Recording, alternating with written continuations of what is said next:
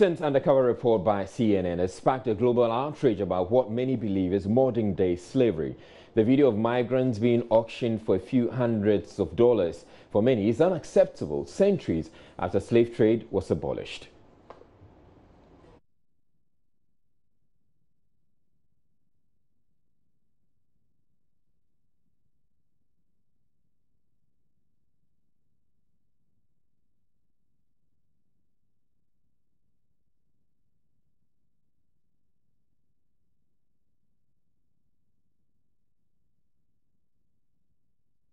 We're having challenges bringing you that clip, but the subject has dominated a conference of African and European leaders taking place in the Ivorian city of Abidjan, attended by President Akufo-Addo. Joining users, however, learning it isn't always the case that the people being sold, as seen in the CNN footage, are being given away into bondage. In an interview with Idris, a survivor of Libyan detention camps, he explains how he paid a price tag of 700 dinar to secure his freedom.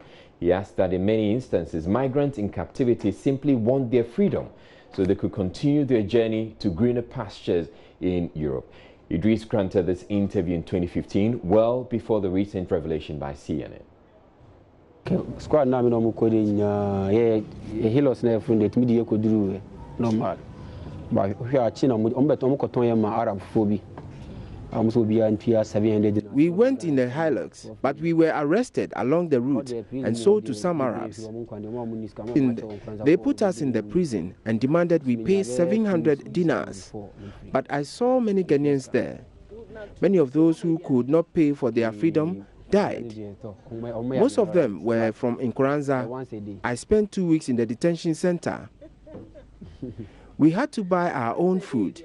We were allowed to eat once a day. Like Ebia has said, Ebia decided, okay, a day we make one day meet me and I am a media nindi. For that matter, no, but shrimp who comes and I miss and some Makako pay deserts and so. And a day, Usi coins or no Vacatro. What do I need to be a best? When you embark on the journey, you will learn the rudiments. Your habits will change.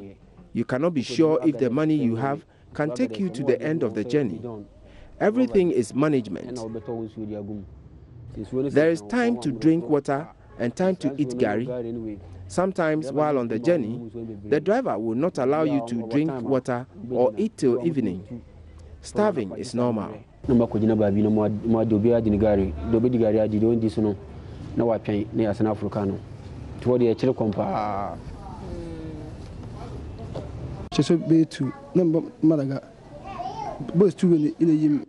I was arrested at Malaga. I spent about 1 week at the ghetto. I was owing the equivalent of 4,700 cedis. My two friends here paid for my freedom. You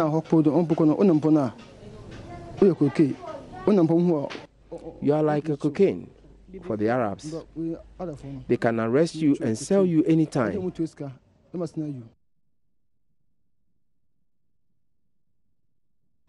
Now, joining us is by no means suggesting that the so-called slave trade does not exist. Indeed, one other interview with another survivor, he narrates how he was acquired by someone who expected that he would work to redeem the price at which he was bought. He's also Idris.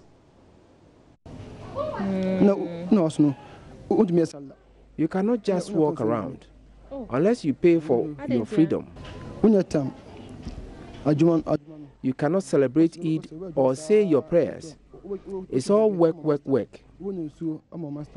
You serve your master through mixing mortar, carrying concrete and water. The money in Libya is good, and you are compelled to stay away from womanizing. And you don't buy food. Sometimes, when you finish working, they refuse to pay you and taunt you that you are not a Libyan. But so you went through all this pain and challenges, but when you will go back? Yes.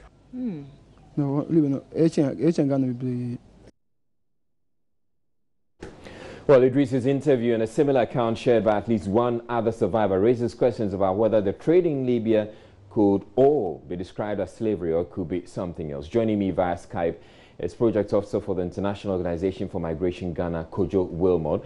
They have the eyes on the Libyan crisis. Thank you for making the time, Mr. Wilmot.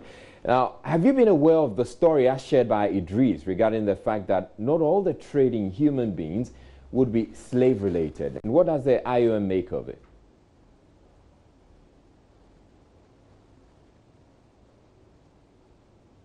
So much for the opportunity. We've heard and then seen this footage where the CNN undercover journalist did a job on migrants who we could see elements of slavery. As to whether it's full slavery, I cannot really authenticate. But yes, we've also heard, just like everyone, on the risks and the inhumane treatment that are emitted to Ghanaian nationals as well as other sub-Saharan African nationals. Well, would you then say that there's a possibility that the whole world is being probably misled by the slave trade angle to the story? I cannot just rubbish it off, but some anecdotal evidence that we have, through our work received over the years, does point to the fact that yes, there are seemingly some elements of slavery that is ongoing, as well as other inhumane treatment that is emitted out to nationals from sub-Saharan Africa. And this is what we are working on to ensure that we sensitize people on the dangers of such perilous journeys and the need for them to travel safe. You talk about the fact that you're trying to sensitize the people and, trying to discourage them from taking or embarking on these perilous journeys. But beyond that, is there anything that you probably would want to do, as in maybe engaging the authorities in Libya about it? Yes, of course, IOM, we are part of the UN family. And so we work with governments all over the world as we speak. Nationals from all countries within the sub-Saharan African countries, we are supporting them to evacuate their nationals who are stranded, because our primary objective is to ensure that, one, we save migrants' lives and also protect their rights so that their rights are not abused. We have so far, as an IOM mission from April, assisted around 244 Ghanaian nationals to return home voluntarily through our organized chartered flight activities. And I am sure as the situation escalates, there will be more of these flights that will be arranged to help return our nationals from Libya who are stranded in Libya in a safe, humane, and orderly way. Now, about this story by CNN, would you say that it actually helped bring the world's attention to the migration problem? Certainly that would count for something. Yes, this situation we have highlighted over the years. IOM has been assisting stranded Ghanaian migrants to return home voluntarily over the years.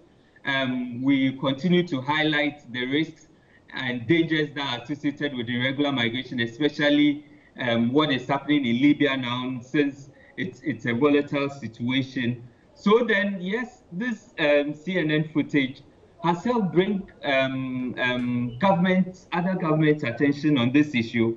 And this is the way to go. We, as the International Organization for Migration, cannot just manage this phenomenon alone. We need everybody. We need governments. We need civil society organizations. We need everyone on board to ensure that we help save migrants' lives. Now, I know, Kojo Wilmot, that you're going to be part of the migration panel discussion that we're having with Deutsche Welle. Joy News is having with Deutsche Welle on Thursday. What should we expect from the IOM? Yes, of course, like we've done, one of our key activities is to advance the understanding of migration issues. And so this is what we'll be seeking to do, to highlight especially the dangers of irregular migration. We are not saying that migration is a bad thing. What we are against as an organization is the irregular migration that people undertake. What we are saying is that if migration is well managed, it brings benefit to everybody. It brings benefit to the migrant, it brings benefit to the country of origin, and it brings benefit to the host, transit and host countries. So then this is the way to go. We will say during this town hall meeting that migration is not a bad thing, it's the irregular one that is a problem, and we will seek to highlight the positives and also bring out the dangers that are involved in irregular migration. Right, thank you very much. Kojo Wilmot is Project Officer for the International Organization for Migration Ghana, and he will be on the panel, the Joy News DW Migration Dilemma Town Hall panel at the University of Ghana tomorrow or Thursday at 5 p.m. A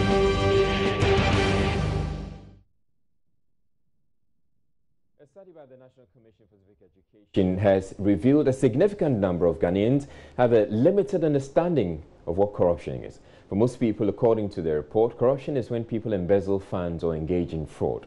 For the NCC, the findings suggest a lot more education is required to get both perpetrators as well as victims to appreciate corruption when they encounter it. Nancy Emefa Dradozi was at the launch of the study and reports.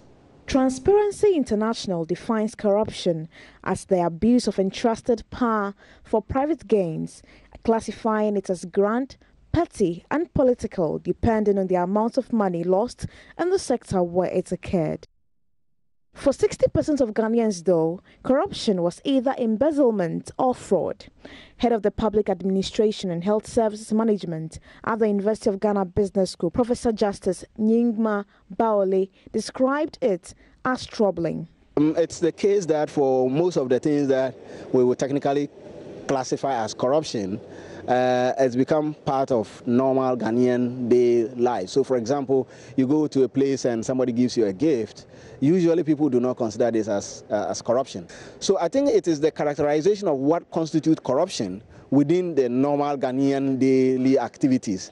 And usually, a lot of things that we would technically call corruption are not seen as such. And so when you ask somebody what is corruption, it's usually seen as somebody who has taken some money from government coffers and is taken away, or somebody who has money to go and do something and they take it away from government chest. That's what we call corruption. But elsewhere, you accept a tip for doing your job. It's enough for you to lose your job because that influences you. NCCE chairperson Josephine Nkrumah says the findings place a much bigger burden on the Commission. Our work is pretty much cut out for us. There's a lot more we need to do to broaden our understanding of corruption, public accountability, and equally important, environmental governance. So I would say that this study has been an eye-opener. Of course, some of the findings are quite similar to what has gone to previous findings that have been established, and so it basically goes to show that yes, the problem still exists. Though other surveys conducted by the IEA, GII and others show that the police service is the most corrupt, most people said the police will still be their first point of call when they encounter corruption. Professor Baole said that aspects of the findings paint a gloomy picture of the country as far as the fight against corruption is concerned. Former Commissioner of Shraj, Justice Emil Short, on his part, said Ghanaians would necessarily have to do away with this belief that corruption is a norm. Corruption should remain a crime against humanity because of the negative consequences and impact that it has on the community. And I think it's important for all of us to appreciate that so that we can all together be part of the solution and not part of the problem. We must move from the position where corruption is seen as the norm to the position where it is seen as the exception. Nancy Emefa Dradozi, Joy News. Second Deputy Speaker of Parliament Abang Bagbing is convinced President Akufo-Addo, like many other Ghanaian leaders, has lost the fight against corruption even before it begins because of how he believes he financed his campaign for office. He explained the private interests who supported his bid will now expect to be compensated in various ways. Mr. Bagbin cites the relatively large size of the current government as one of the ways the president is compelled to pay back his financiers, insisting such people are not philanthropists. Mahmoud Mohamed Nuruddin reports. In Ghana, we see public office, the process to becoming a public official, in fact, political office holder, personal. The presidents lead the parties and they lead the campaign, and they are supposed to wrap in the resources to fund whatever is happening. Mr. Bagbin was speaking to Students' Parliament at Kumasi College of Technology Education of University of Education, Winneba. His topic was Parliamentary Democracy in Ghana, a Practitioner's Perspective. The Nadoli West Member of Parliament also advised students to be partners and leaders of today, whilst they aspire to be leaders of tomorrow. There's every effort to catch them young, not just because you want them to do better than us, and that is really the focus, but to let the youth know that they are not leaders of tomorrow. You are also partners of today's leaders, and you are equally leaders wherever you are, particularly students. Because in your various communities, the people are looking up to you for leadership. He cites President for no fault in constituting the largest government ever in Ghana's history. Mr. Bagbin says it is the system that is responsible, adding corruption can only be curbed if the system is changed. Like one of my friends said recently that he sold his house to support MPP. They should forget about them and then go and serve the national interest. Please, naturally, is it realistic? No. And so if we want to strengthen what we all understand as parliamentary democracy, we have to change the system. Recently I was talking about Nana, said, well, after fighting 3 world wars and becoming president, now all those 3 world wars, people funded you. And now you say you are going to fight corruption. You think they are Father Christmas?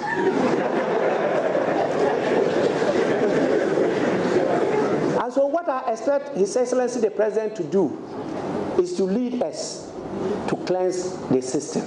Mahmoud Mohamed Nuruddin reporting.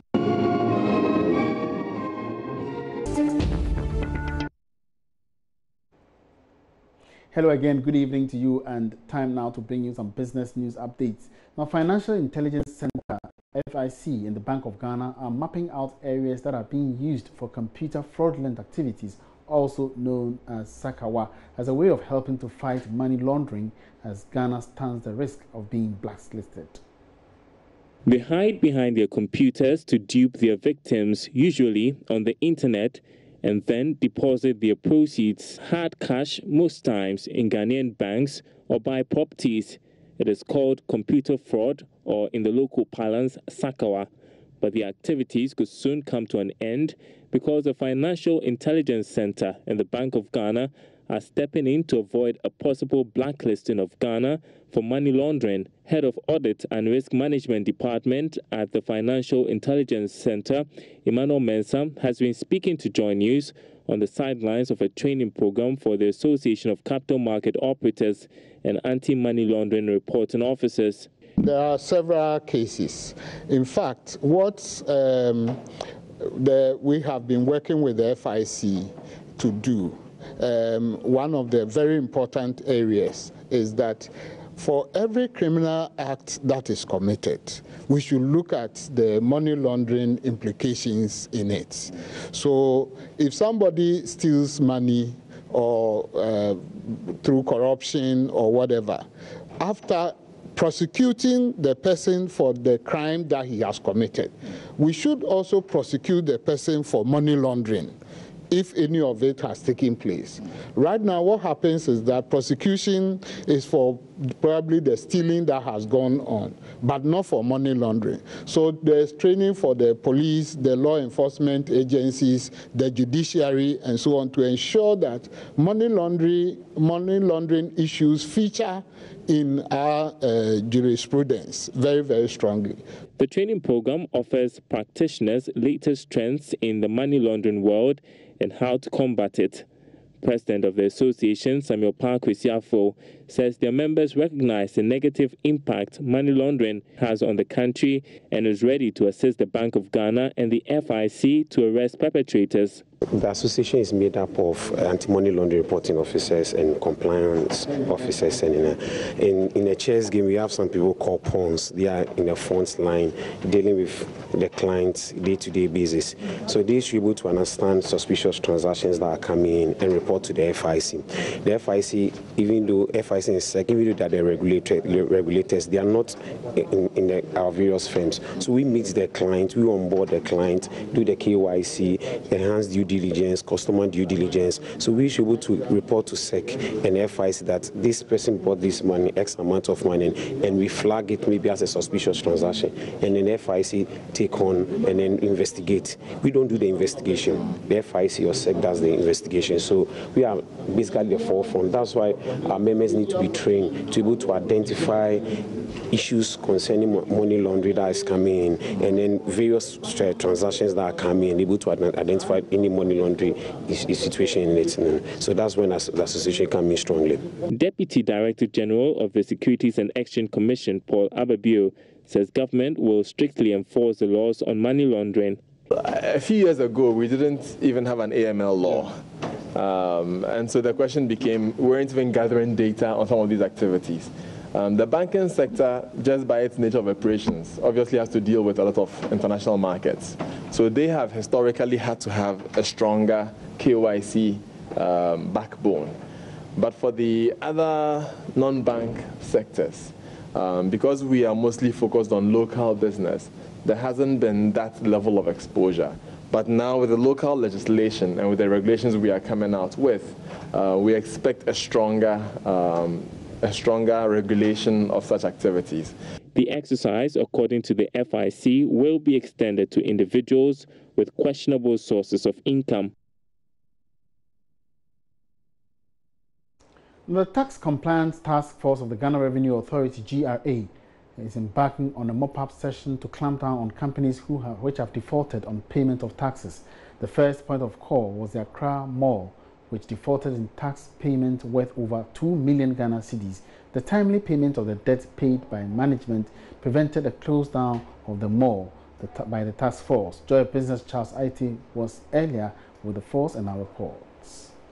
The first point of call was the Accra Shopping Mall near Shiashi in Accra, where members of the task force and a company of armed policemen attempted to lock up the mall for defaulting in the payment of over 2 million cedis of VAT. The GRA revealed that the management of the mall defaulted in paying the taxes for the period between September 2013 and October 2015. Management eventually settled the debt through a check presented to the Chief Revenue Officer, Wisdom Kofi Heto. He later spoke to Joy Business.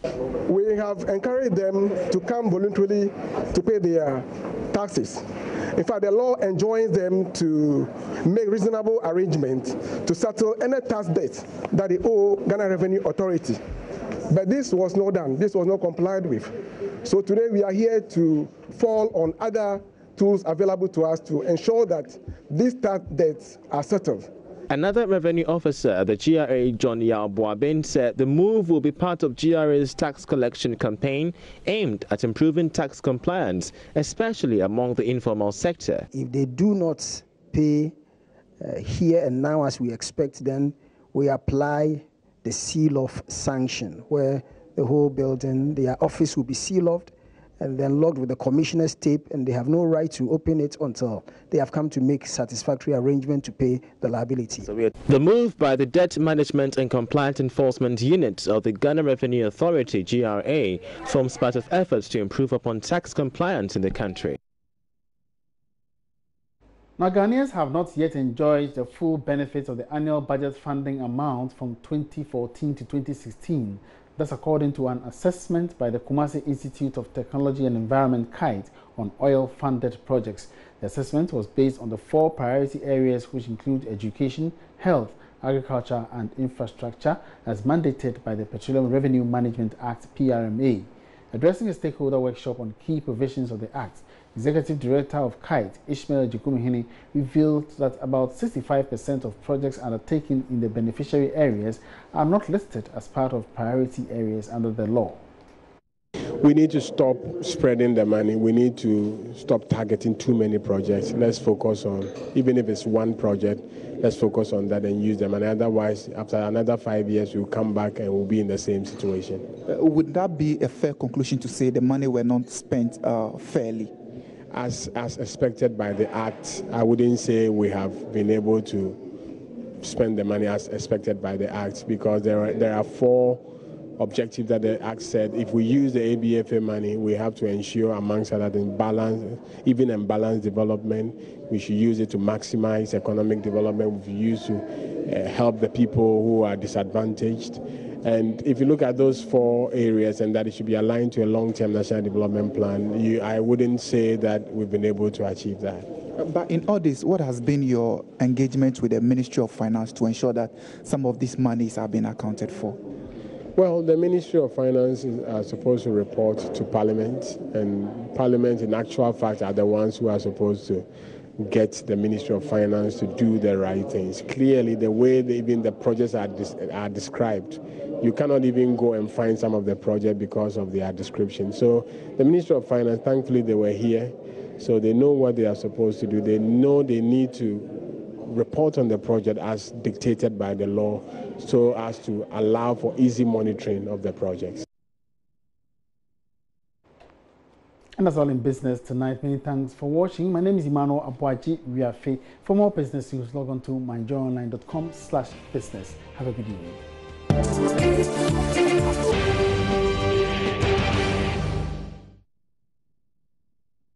Now, the Gonja Traditional Council, in its case for its own region to be carved out of the northern region, has argued that the area is presently too large, making it difficult to govern.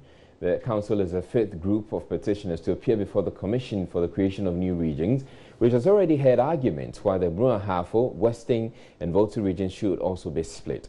Sharing his own experience over the past 10 months in office before the Commission, Northern Regional Minister Salifu Said said that Northern region will be better administered if divided administratively. There is more in the following report. For the chiefs and people from Gonja, an engagement with the Commission meant a chance to make a strong case for what they believe is long overdue. There was also representation from key actors tracing their roots to the area, regardless of which side of the political divide they belong. The current regional minister, Salifu Said, was all for the splitting of the region, even though that might mean his jurisdiction will be limited. The region is very, very big to be one region. Well, if you look at in terms of the land mass, the coverage area of the region, if you take, for instance, the existing 10 regions, if you pick Brong Ahafo region, Eastern region, and Greater Accra put together is Northern region size. If you pick Eastern region, Greater Accra, and Volta regions, put them together, that is the size of Northern region. So it's a need that is even due overlong. So for me, I think that this is the best time that consciously everybody, the key stakeholders in Northern region, those who are living within the region, those who are living outside the region, even outside the country, and they have a voice. We are calling on all of them to talk to our people from the Northern region to see to it that we all come together and ensure that we cooperate in terms of the need, in terms of coming out in numbers to vote to meet the constitutional requirement. I think that everybody should come on board. Chairman of the Coordinating Committee for the Gonja Movement, Lepora Alaji MND Jaula, believes development in the area will be accelerated if their request is granted. The Commission will meet another group of petitioners from the Northern region on December 5 as it concludes hearings in Accra. Medicine regulators from African countries have converged in Ghana to find ways of improving vaccines used in fighting diseases. The regulators acknowledge some microorganisms have become resistant to some vaccines, thus the need to develop more resilient ones and also better regulate the industry to prevent proliferation of fake medicines. Speaking to Joy News on the sidelines of the forum, WHO representative in Ghana, Dr. Owen Laws Kalua, said the experts will recommend stricter regulations and policies. How can we speed up the approvals of clinical trials? How can we ensure that we are conducting the right clinical trials of that would result in giving us the kind of medical products, including vaccines, that will be effective against the various disease conditions that we face. Because you know, there are a number of disease conditions that we face in Africa. There are also a number that are emerging, and we really need to come up with medical products, diagnostics, medicines, and even vaccines, and even medical devices that will help us to address these problems that are coming. And one thing I need to emphasize, for example, is also that even for the existing conditions for which we have a treatment available, for example, the various germs or the various microbes are becoming resistant to the various medicines that we use, for example, antibiotics. So one of the things is to say, let's ensure we've got good quality medicines. Let's ensure that the medicines are being used properly so that we slow down the development of the resistance. Let's ensure that we control the issue of substandard or falsified medicines, because those are of poor quality, so that we do not get into an issue of microbial resistance. Because if that happens, it means people don't get treated with the normal medicine that would have treated them. So you have longer hospital stays, you have much more expensive costs associated with treatment. And linked to that is the fact that we do not have too many products which are under development, which would help us to address the many problems we have.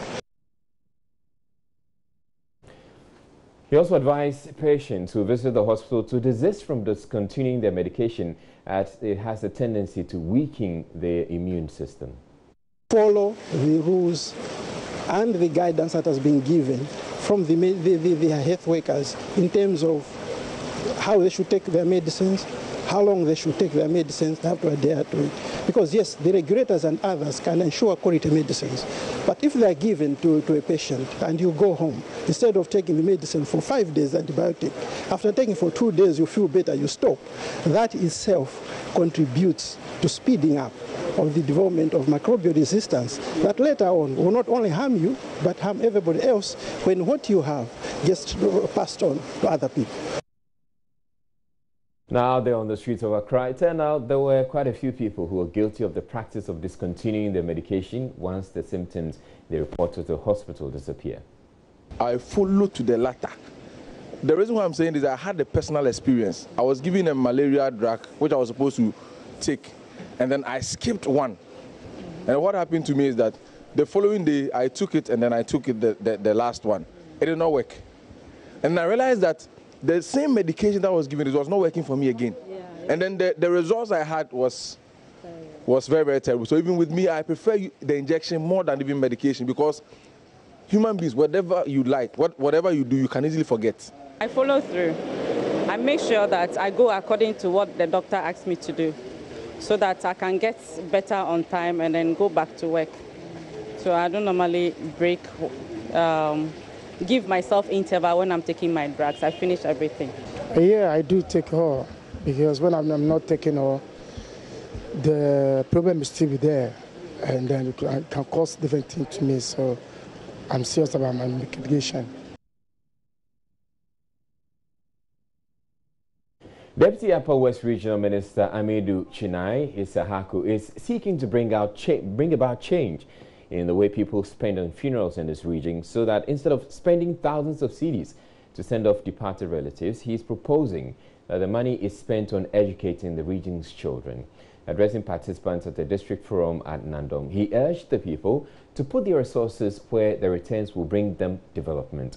Joining us is Upper West correspondent Rafiq Salam reports from Nandom. The Nandom District Development Forum, organized by the Nandom District Assembly, is part of efforts of the Assembly to deepen the local governance process, to have all citizenry of Nandom to participate in the determination of the future outlook of the area. Opening the forum, Deputy Upper West Regional Minister Amidu Chine Isaku commended the district for their performance in the district league table. It is a great achievement, but this achievement comes with a lot of responsibility. You know, when you make progress, defending that progress becomes a huge responsibility. So all the people in the Nandom district have a very huge responsibility to protect this legacy that you chalked yesterday, to ensure that you either remain on the 7th position or you move forward, but you don't go back.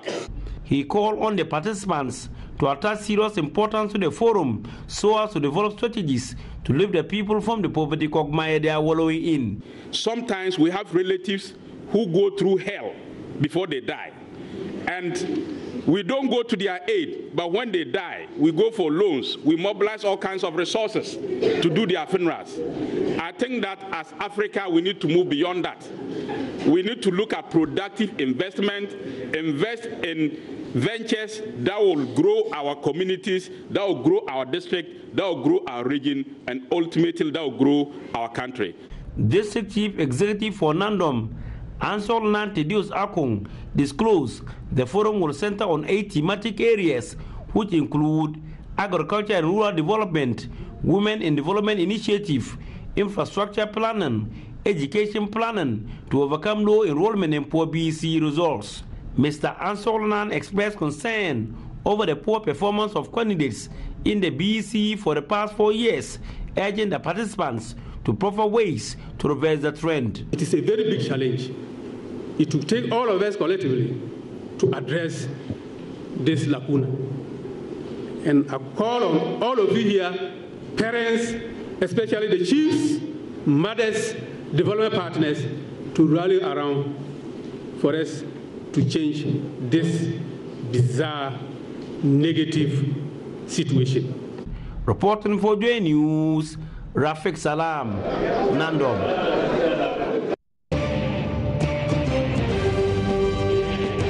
This is Joy News Prime. Now, the governing MPP's National Council has issued a stern warning to metropolitan, municipal and district chief executives who are contemplating running for parliament to resign their positions by close of year. MMDCs who fail to comply, the council says, could be disqualified from the 2020 race altogether. Additionally, regional chairpersons, secretaries and treasurers are also not eligible to contest for parliamentary primaries in a constituency where the party has an incumbent MP. At a news conference on Wednesday, Acting General Secretary of the party, John Boadu, explained the decision by the National Council should help mitigate the mudslinging and infighting that characterizes the primaries. To officially communicate the decision of the party's National Council at its 5th General Meeting held on Tuesday, November 28, 2017 at the M Plaza Hotel. The National Council, as I've already stated, is the second highest decision-making body pursuant to Article 9B of the party's constitution, has unanimously resolved that all persons serving as metropolitan, municipal and district chief executives who wish to contest as parliamentary candidates in constituencies where the party has sitting members of parliament are not eligible to contest unless they resign from their current positions at least 3 years before the ensuing national general elections. The council also resolved that the regional chairpersons, regional secretaries, regional treasurers, constituency chairpersons, constituency secretaries, and constituency treasurers are also not eligible to contest as parliamentary candidates in constituencies where the party has sitting members of parliament unless they resign at least 3 years before the national general elections. John Boydu rejected suggestions the decision by the National Council would stifle democracy. I've not disallowed them to contest if they have the intention of becoming members of parliament. We've only asked that in order not to get them into conflicting situations that have the tendency of creating tension on the ground. We expect that, particularly with constituencies that we have certain members of parliament, they must resign and contest. So we are still allowing them, but we are not going to give opportunities to people to serve in government, and they in turn use that opportunity to come and contest our people who are working for the party. But you are gagging democracy. Why? What does that mean? It means that. Why? Have we removed them from becoming DCs because they want to be MPs? Some might have thought that. Within the next 2 years. So democracy means that other people also have the right to also be, because they've also been elected, and they must also be allowed to run their term. So if you want to contest, all that we are saying is that we are not disallowing you to contest, but don't use other opportunities to your advantage as against other people, because that's also run counter to democracy. So just come fight on your own steam, on your own right to contest. That's all. Now, again, you talked about on 7 December, the party would want to mark 1 year anniversary. They think that, what is the party celebrating? This 1 year anniversary. Celebrating the peaceful manner the elections went, and thank the Ghanaian people for such a peaceful election, and also celebrating the day that Ghanaians decided to change the Mahama administration to bring in Nana Addo Dankwa Akufo-Addo. So you don't have to celebrate because you are feeling the this people is of thanking. It's not celebration. It's Thanksgiving, interdenominational Thanksgiving service to thank the good Lord. We don't have to do that. So it's not a celebration. We are thanking the Lord for how far He has brought us. Headquarters, commonly known as KIAs, could soon be benefiting from a special initiative to provide them with a more decent way of earning a living. It is an initiative of the Aliyu Mahama Foundation, working with the Council for Technical and Vocational Training. Chairman of the Mahama 5th Anniversary Planning Committee believes it will also reduce the north-south migration for non-existing jobs. Gabriel Sariochi-Dakun spoke with Love News after a meeting with the intended beneficiaries. Nane Ajima was at the meeting and filed this report. Aisha journeys after each farming season from her home region, Upper East, to Kumasi to work as a head porter. She says it is the only way to keep her family afloat, despite the inconvenience to her. Aisha wishes to learn a trade so she can quit straining her neck by carrying heavy load for a living. She says, we used to avoid the tax collectors until we had our first load every morning. If you make a city from that, we deduct 50 pesos before you find food, and the remaining 50 pesos is not enough for breakfast. So it came as good news when it was abolished. We expect government to help us learn a trade and go back to the northern region. We travel here when the planting season is over because that is the only job we do over there. Aisha will possibly be among the first batch of persons to be trained to acquire skills in preferred vocations. The program, which will be run on donor funding, will be rolled out in phases. Mr. Ochedakun shed some light on the proposed project. The Aliyu Mahama Foundation is working with Cuthbert to see how many KIOs we can support to gain admission to some of these vocational courses, so they can also earn some skills and then earn some good and decent living. The same way, with what donation comes in, we want to help those underprivileged people to also have some scholarship at university. So these are the very few things that we're doing, and we hope that those who contribute to these foundations will continue doing so. He says the success story of former Vice President Aliyu Mahama is enough inspiration for Ghanaians. He is a man who came from the Zongo, okay? Really sort of underprivileged upbringing. Yet through education, hard work and discipline, he rose from the slums to the highest office of the land, the presidency. And it is this story that he wants it replicated and widespread across society, especially among the underprivileged. Nanaya Ojima reporting. The Sokore Mampo Municipal Assembly in the Ashanti region is encouraging the youth to go into livestock farming as one way to address the unemployment situation in the area. Officials believe rabbit and grass cutter rearing are potentially lucrative ventures that the youth could take up. Nania Juma was at the Municipal Farmers' Day Deba ahead of the national edition in Kumasi scheduled for Friday. Carved out of the Kumasi Metropolitan Assembly, Asukare Mampo municipality is heavily populated. Rapid expansion of residential facilities leaves the area with little land for large-scale farming. Municipal Director for Agriculture, Josephine Ano, says establishment of a training center to spearhead cottage farming is at advanced stage. We've started training, and then we have set our mother project up. It's from there that we are going to breed the grass cutters and then give it to the farmers. As I said, we are liaising with the assembly. Of course, we can't give them the cages. They are expensive. So if the assembly will agree and start giving them the cages, build the cages for them, then we give them the animals and then we supervise. She throws more light on the potential of rabbit keeping. Very low in cholesterol and very expensive. People like it. So after rearing, there are a whole lot of people they'll get to buy. I think one animal sells for about 100 cedis. And they are highly prolific.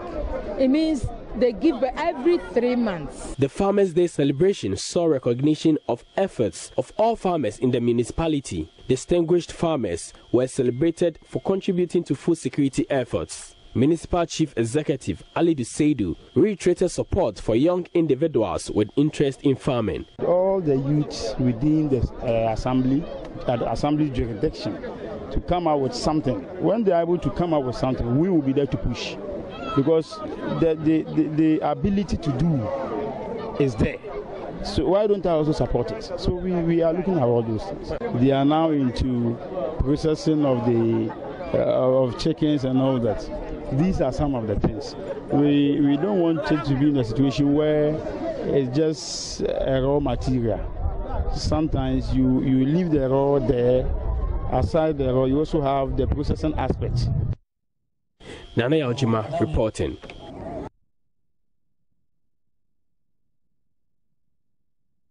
Former Vice-Chancellor of the University of Ghana, Professor Ernest Ayite, has described as false allegations that a public-private partnership arrangement for the construction of 5 buildings on the university campus were shrouded in secrecy and overpriced. The project, according to Professor Ayite, was a build-operate-transfer initiative where the company, Africa Integras, puts up the buildings on university land and rents it to the school for 25 years at a cost of $5 per square meter per year, after which ownership reverts to the school. The former VC explained that at every stage of brokering the agreement, the University Council was informed and laid down procedures were followed. He was speaking at a news conference in Accra in response to media reports about the project. The projects and a draft concession agreement were approved by University of Ghana Council at its meeting held at 10 a.m. on 11 July 2014. The Council approved it upon the recommendation of the Finance and General Purposes Committee and authorized me as Vice-Chancellor to sign the concession agreement on behalf of Eugene. This was done on a document dated 8 July 2014 and witnessed by the Registrar. It is important to note that prior to the project and the concession agreement being presented to Council, it had been presented to and recommended by the Physical Development and Municipal Services Committee and also by the Business and Executive Committee of the University. It is also important to observe that Africa Integras made a presentation to a special meeting of the Business and Executive Committee called for the purpose in March 2014 with a focus on the financial implications of the project and the proposed means of financing it. Beyond that, university management invited Africa Integras to make a presentation to Convocation in December 2014, which they did. In addition, Africa Integras officials had joint and separate meetings with all provosts of the University of Ghana to discuss the buildings that were specific to their colleges. In sum, there is no relevant statutory body at the University of Ghana that had no knowledge of or involvement with this significant infrastructure project. There is indeed also nobody in senior management today at the University of Ghana that can readily claim inadequate knowledge of the project. Professor Ayite also disputed allegations the project was too expensive and that the university would find it difficult to pay, explaining they were subjected to strict analysis. We effectively were increasing the space available for academic work, teaching, learning, etc., research by 60%, which would be the largest expansion since the university began in 1948. So that was the spirit of the project, you know, and so we're going to pay for it. So Africa Integras will manage these buildings, and they will pay annual rents. And the annual rents were, the first time we did the calculations, we begin at 5 million a year. So you go into offices where you don't pay for furnishing, you don't pay for anything, electricity, you don't pay for water, and we pay 5 million. We agreed to do it because basically the amount to be spent on these 5 buildings annually was the same as what we spent today on maintaining our buildings. So what it means is that money that you spend putting various changes to current buildings, you put it in these new facilities. That was the spirit. And I believe we could afford the buildings. The evidence showed clearly from the analysis that the business school did that we could afford them. What has changed? The only thing that has changed is I retired. And as soon as I retired, the investment donor could afford the buildings. That is where the problem is. And in the headlines, giving us African and European leaders meet in Ivory Coast to tackle, among others, reports about slave trading in Libya. Joy News is learning about the practice where migrants pay to be acquired, just so they could secure their freedom to continue their journey for greener pastures in Europe. A survey by the National Commission for Civic Education has revealed a significant number of Ghanaians have limited understanding of what corruption is. The finding, the NCC says, does not quite help the anti-corruption agenda. Meanwhile, Deputy Majority Leader Alvan Bagbin is doubting President Akufo-Addo's fight against corruption would succeed because of the way he believes he finances campaign for office. In business, Financial Intelligence Center and Bank of Ghana maps out areas used to commit computer fraudulent activities as a way of fighting money laundering.